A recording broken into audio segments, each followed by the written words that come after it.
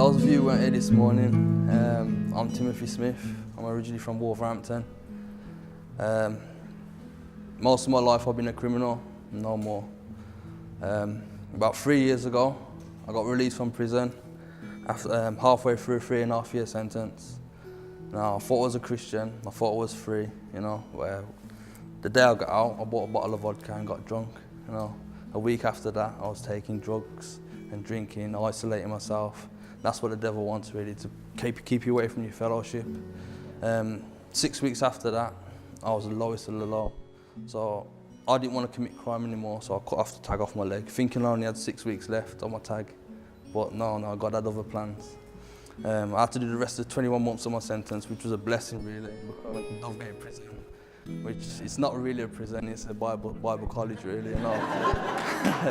Because that's where God found me, or I found God, you know.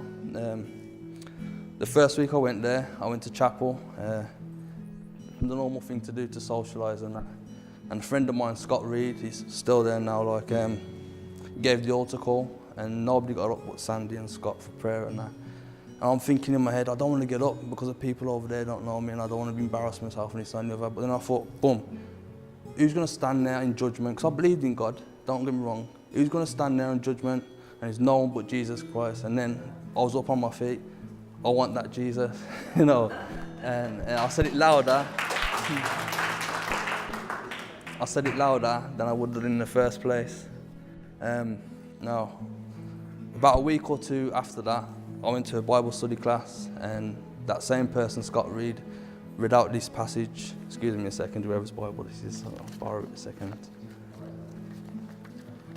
For I know the thoughts I have towards you, declares the Lord, thoughts of peace and not of evil, to give you an expected end.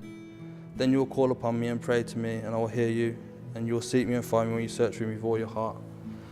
Now you might have thought it was the first two verses of that I paid attention to, but it wasn't, it was the last one.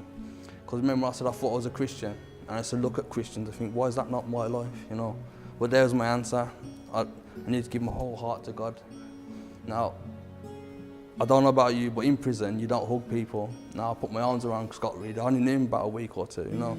Almost had tears in my eyes, and right, that stayed with me, that little verse. And I went back to my cell about a week later, because I'm still smoking drugs, I still smoke weed and things like that in my cell. Wanted to hold on to my old life and still be a Christian, but God, that verse kept on popping up, and I kept on pushing it back. Now I want to keep hold of that. But then I realised I'm just holding on to death. So I was all right then, yeah, God, here I am, you know. And from then on, I read my Bible a lot more, got involved in the chapel, I did the mission, you know, and my life started to change, you know. You could already saw it change in that 1 week. Like I put my arms around somebody I hardly knew. You know, you don't do that in a man's prison. But cut a long story short, it's coming time for me to get out. Now I applied for this place called Victory Outreach, and I got turned down for that. So I spoke to Sandy, and he says, why don't you apply to Vision of Hope? And now, I was going to apply to Vision of Hope, but I was down in chapel one Sunday when Sandy wasn't there. She was down at Vision of Hope, and I got a phone call saying, you've got a space, all it is a preliminary interview. So Dinah Sanson came down, very nice lady, you know, and she said, yeah, it's all right, you can come home, you know. So come 29th of January this year, I got met at the gate by Simon Mullock, and I got took home. And for the first time in my life, I got there, and I didn't feel nervous or anything. I was singing that same night with people I didn't know, you know, in a study class. And from then on, I took on the goats. I had two goats, Kerry and Hazel. Looked after the horses and that. And we used to go out to give my testimony and sing and this, that, and the other. But I started to feel like it was time for me to move on. And this brings me to Tuesday this week, sorry. So I phoned Simon and I said, look, I think it's about time I moved on. And the next day I was here, you know.